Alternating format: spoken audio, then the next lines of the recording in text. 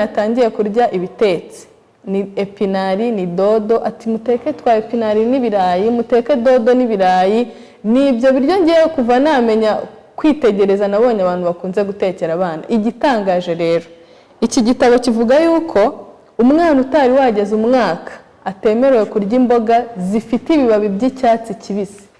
Biratangaje nanjye byarantangaje. Ibyo muzabisoma kuri page izikurikiyeho.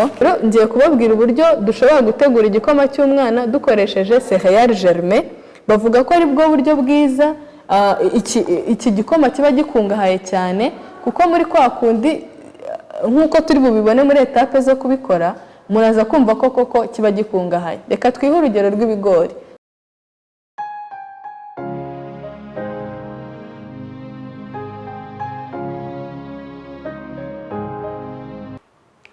Ikaze bakunzi ba Healthy Soul and Body, twagarutse uyu munsi ndi njyenyine nifuje kubaganiriza ku kintu gikomeye kireba umuntu wese ushobora uteganya kuba umubyeyi cyangwa w'umubyeyi cyangwa ushobora uteganya kurera abana b'undi muntu cyangwa se usanzwe ubarera.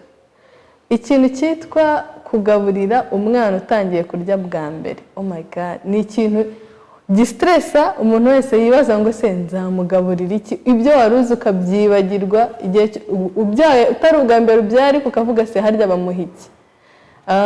Byambayeho rero niyo mpamvu nanjye nje kubasangiza inararibonye. Njya kubyara umwana wa mbere ageze igihe cyo gutangira kurya naribajije uyu mwana nzamuhiki, nzabisoma he se, nzabikura he, njya kuri Google ngira nte kugira ngo menye ntapfa kumuha bikazamugiraho ingaruka. Murabizi ko iyo ubuzima buraharanirwa, ubuzima buzira umuze buraharanirwa, ntago ari impanuka. Rero byanteye kugura iki gitabo mubona hano cyitwa En bonne santé et fort. Iki gitabo ni igitabo cyiza cyane, ntabwo kigaragaza gusa ibiryo by'umwana utangiye kurya, ahubwo ni umuyobozi w'imirire y'umuntu. Kuva aravuga ngo guide d'aliments pour les mères, les enfants et les adolescents. Gifasha ababyeyi, abana n'ingimbi cyane cyane. Rero iki gitabo nicyo tugiye kwifashisha uyu munsi tukagira inama umuntu wese ugiye kugaburira umwana utangiye kurya. Inama ya mbere bamuha nuko agomba kumuha icyo kurya gishyashya, akabikora byibuze iminsi 3 cyangwa 4 yikurikiranya ari cyo kimuha kugira ngo amenye tolerance y'icyo kintu. Apana uyu munsi kumuha umuneke, ejo ironji, ejo bundi igikoma, byose akabyanga cyangwa byose akagira ibibazo ntumenye ngo ni iki cyabimuteye. Ihame rya mbere kumuha icyo kurya gishyashya ukikurikiranya kugira ngo urebe ese kimutera constipation, ese kimutera diarrhée, ese kimutera gufuruta. Ariko iyo ubivangitiranye icyarimwe ntumenya ngo ibyamubayeho byatewe n'iki. Inama ya kabiri ni ukwirinda kumuha ibyo kurya byinshi icyarimwe. Jya umuha dukeya wibuka yuko yari yaramenyereye amashereka. Mbibutsa yuko ari byiza ko umwana atangira gufata ikindi kintu ari uko yagize amezi byibuze 6. Inama ya gatatu, jya wirinda kumuha ikintu gishyashya nijoro. Hano bavuga yuko wenda na za nshuro iyo zamaze kurangira kugira ngo uzane ikintu gishyashya jya ukizana ku manywa kugira ngo nimba ari kimugiraho allergie utarara wirukanka ujya kwa muganga, cyangwa se mutagira ijoro ribi mukabura ibitotsi kubera ikintu gishyashya umwana yariye. Inama ya kane batanga ni uko ugomba kwihangana. Umwana ngo kugira amenyere ibiryo bisaba igihe. Nubona ari akayiko kamwe gusa ntugacike intege, ngo avoir la patience cyangwa se kwihangana birakenewe. Izo ni inama enye z'ingenzi umuntu wese ugiye gutangira kugaburira umwana akwiriye kwitaho. Rero umwana arya iki? Kugira ngo tumenye neza ibyo umwana arya, hari ikintu cya mbere ngomba kubanza kuvuga ku bijyanye n'ibyo atemerewe atari yagira igihe runaka. Nibyo ndi buhereho, hanyuma ingero z'ibyo wamuha nazo tukaza kuzisorezaho. Ikintu cya mbere umwana atemerewe gufata, nkuko twabivuze, ntabwo yemerewe kugira ikindi kintu afata mbere y'amezi 6 keretse ari amabura kindi, ari imperuka nawe yamugezeho, wenda mama wadahari ngo amwonse, ariko ubundi nta kindi kintu yemerewe gufata. Rero hano muri iki gitabo kuri page yacyo y'181 berekanye tableau, berekana ibintu umwana yemerewe gufata n'igihe aba agejejeho kugira ngo atangire kwemererwa kubifata. Niho ngiye kwifashisha kugira ngo mbabwire bimwe mu bintu harimo n'ibiri bubatungure nanjye byantunguye umwana atemerewe guhita apfa kwirira atari yageza icyo gihe. Ikintu cya mbere rero baravuze ngo kugira ngo umwana yemererwe gutangira kurya ibinyamisogwe n'imboga. Ibinyamisogwe ni iki? Amashaza, ibishyimbo, ibyo ni ibinyamisogwe, na soya, ibyo ni ibinyamisogwe. Agomba kuba arengeje amezi 6, nuko banditseho, hamwe n'imboga. Ku mboga rero ababyeyi benshi barabizi, iyo umwana yatangiye kurya ibitetse, ni epinari, ni dodo, ati muteke twa epinari n'ibirayi, muteke dodo n'ibirayi. Ni ibyo biryo ngiye kuva namenya kwitegereza, nabonye abantu bakunze gutekera abana. Igitangaje rero, iki gitabo kivuga yuko umwana utari wageze umwaka atemerewe kurya imboga zifite ibibabi by'icyatsi kibisi. Biratangaje, nanjye byarantangaje. Ibyo muzabisoma kuri page izikurikiyeho. Reka mbarangire page, ni page 187. Murabona iyi foto bashyizeho epinari. Barangije bavuga n'impamvu bitemewe. Baravuze ngo l'épinard, la laitue, la bête et autres légumes verts à feuilles ne devraient être introduits dans le régime du bébé qu'après 12 mois, éventuellement avant, à condition qu'ils soient issus de l'agriculture biologique à cause de leur contenu en nitrate. Impamvu bitera nta yindi, batanze ingero baravuga ngo epinari, laitue, bête n'izindi mboga zifite ibara ry'icyatsi kibisi ku bibabi. Ibibabi nyine ari icyatsi kibisi, tubitandukanye wenda n'igihaza inyuma gisa icyatsi kibisi, ntago ari cyo bavuze. Imboga zifite ibibabi by'icyatsi kibisi ntago zemewe kuribwa n'umwana utari wageze umwaka. Impamvu ngo ni ukubera amanitrate ziba zifite. Nitrate rero ni terme biologique cyangwa se chimique, ariko reka tubifate gutyo. Yego ntago turi dufite laboratoire ngo tubyinjiremo cyane, ariko inama duhawe niyo, kandi burya kumenya ni kwiza. Ibitabo bimwe nibyo bivuga ngo umuntu udakunda ubumenyi bushyashya aba ari injiji. Rero jya umuha izindi mboga ariko izifite ibibabi by'icyatsi kibisi, utegereze agira umwaka. Iyo wanze rero inama niho handi ubona ingaruka, ibintu biri kuba ku mwana, ukavuza ukabura indwara iki, kandi wenda hari udukosa duke wagiye ukora utari ubizi cyangwa se warabyumvise ukabinegirije. Imboga muhe karoti, muhe inyanya, muhe ibihaza, muhe kayote, zirahari nyinshi, imboga nyinshi zidafite ibibabi by'icyatsi kibisi. Aba arizo mujya muha abana batari bagira umwaka. Ubwo tuvuye ku mboga. Ikindi kuri ya tablo batubwiye, iriya tablo twari turiho, ikindi tubwira, iratubwira ngo gluten, blé, orge et seigle, l'avoine est pauvre en gluten. Introduction conseillée entre 7 et 8 mois.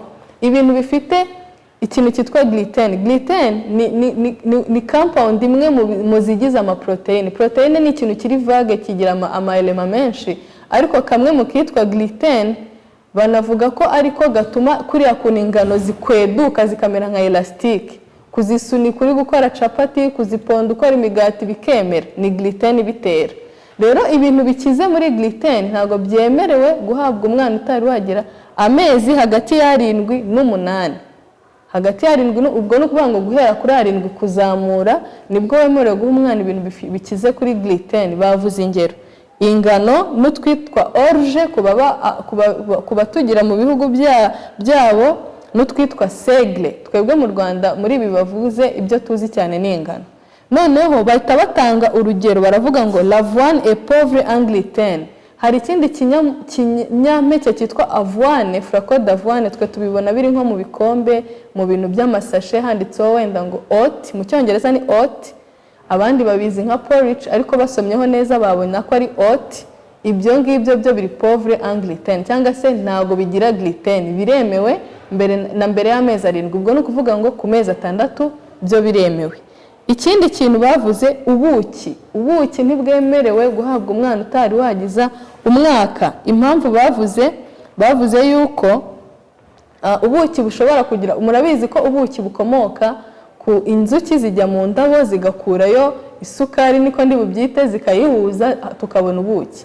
Rero aho hantu ziba zagiye ngo zishobora gukurayo ibyo bita ama spores cyangwa se spore bactérieuse et provoque les troubles neurologiques graves chez les enfants de moins de 12 mois. Izo spores cyangwa se izo bactéries zishobora gutera ama allergie ari sérieux cyangwa se akomeye ku bana bari munsi y'umwaka amezi 12. Ikindi kintu bavuze yaourte baravuze ngo yemerewe kunyobwa nyuma y'amezi 9. Noneho bavuga impamvu ngo nuko ibiri fermente cyangwa se baba barayibitse hakaba amanzime agakora fermentation ni nka gusemburwa cyangwa niko ndi bubyite mu Kinyarwanda, ariko tubifate simplement ko amezi 9 ari y'umwana yemerewe gutangira kunyweraho yaourte. Ikindi bavuze ibinyamavuta muri rusange, bavugamo ko umwana yemerewe kubirya agize amezi 7 cyangwa 8. Ibinyamavuta turafitemo sesame, turafitemo noix de cajou, turafitemo n'ayandi manati yandi cyangwa amanoa yandi, ariko batanze attention ku bunyobwa. Ubunyobwa bwo ni ka particulier cyangwa se icyitonderwa mu binyamavuta bwo nugutegereza imyaka 3. Umwana w'imyaka 3 niwe wemerewe kurya ubunyobwa. Bya bindi rero byacu byo guteka isombe tugashyiramo ubunyobwa abantu bose bo mu rugo bakaryaho, n'umwana wo mu myaka 2 akarya, ibyo ntago ari byo. Mujye mumukurira hirya mumushyiremo ifu ya soya cyangwa y'amashaza, ariko ubunyobwa ntago yemerewe kuburya atari yagira imyaka 3. Ikindi nsorejeho bavuze epinari nazivuze n'izindi mboga z'icyatsi kibisi ni zifite ibibabi by'icyatsi kibisi, ni ugutegereza umwaka. Icyanyuma bavuze ibintu bitetse mu mavuta gusa. Ibintu bitetse mu mavuta gusa ubusanzwe si byiza kubirya buri munsi, ni byiza kubirya rimwe na rimwe, ariko noneho umwana utaragira umwaka we ntago yemerewe kubirya ibintu bitetse mu mavuta gusa. Ubwo ni amafiriti n'ibindi bitekwa mu mavuta gusa. Rero mureke ibi bintu by'icyitonderwa muri wese abyiteho, umwana ntazagire ubwo umuha ubunyobwa afite umwaka n'igice ngo umukubite pinara agitangira kurya. Oya, tugomba kwiga tukamenya, utamenya aba adakunda ibyiza. Noneho rero sindi busoreze hano mvuze ibitemewe gusa cyangwa se inama gusa, ndaza kubabwira akantu nasomye nanjye kakantungura. Hari ukuntu ufite igitabo wasomamo ikintu ugatungurwa ku bijyanye n'igikoma cy'umwana. Twabonye ibinyampeke byemewe, ibigori biremewe kubera nta gluten bigira, banavuga ko ari na byiza cyane, bifite fibre nyinshi, ni byiza kubitangiza umwana. Ariko noneho hari akantu nasomyemo ku buryo bwo gutegura iyo fu y'igikoma, numva ndatangaye. Ngo ni byiza gukoresha ifu iri germe cyangwa se waramejeje ibinyampeke. Muzabisoma muri iki gitabo kuri page 194. Batanze ingero, batanze n'uburyo bwo kubikoramo. Baravuze ngo céréales germées. Céréales germées ni ibinyampeke byabanje kumezwa bimejeje. Rero ngiye kubabwira uburyo dushobora gutegura igikoma cy'umwana dukoresheje céréales germées. Bavuga ko ari bwo buryo bwiza. Iki gikoma kiba gikungahaye cyane, kuko muri kwa kundi nk'uko turi bubibone muri etape zo kubikora, muraza kumva ko koko kiba gikungahaye. Reka twihe urugero rw'ibigori, nk'uko ari byo byiza kubitangiza umwana, byo na oat cyangwa se ubwo ndavuga kubiboneka iwacu mu Rwanda. Ababa mu bindi bihugu bafite n'ibindi nabo nta kibazo. Twabonye za orge n'ibindi, ariko twebwe tukunda kubona ibigori n'izo oat tuziguze tuzemporse.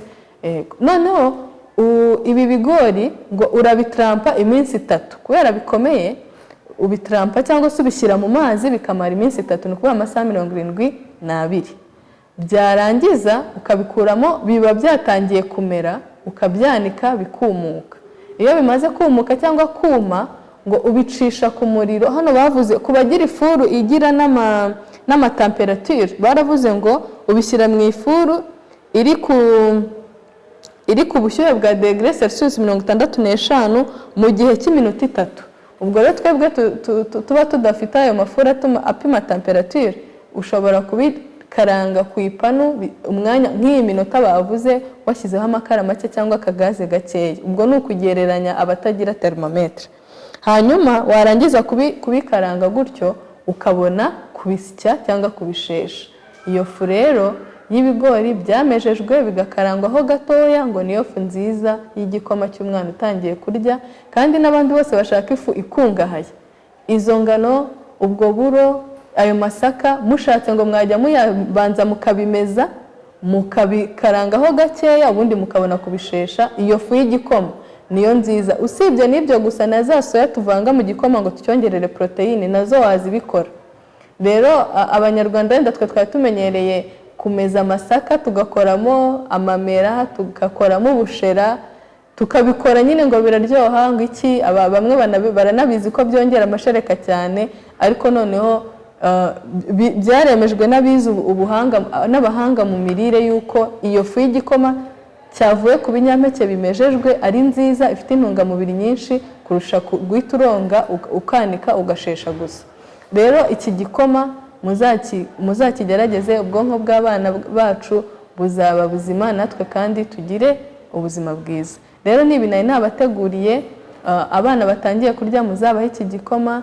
Imbuto zidashaririye cyane nk'imineke, imyembe, pome n'ipapayi nabyo mubigerageze, ariko mugenda mwibuka kumuha kimwe ukarindira iminsi kugira ngo urebe efe kimugiraho, ukabona kuzana icya kabiri ukareba ngo kino aracyanga se cyangwa aragikunda, ukabona kino kimutera constipation cyangwa kimutera diarrhée n'ibindi. Rero ubumenyi ni bwiza, reka twese dukunde kunguka ubumenyi, kandi murabizi ko fondasiyo y'umuntu wese iyo yapfiriye mu bwana kuyigarura yarakuze hari igihe bidakunda. Rero nabifuriza ubuzima bwiza kandi tuzakomeze kubana kuri Healthy Soul and Body. Nakagaruka, bye bye.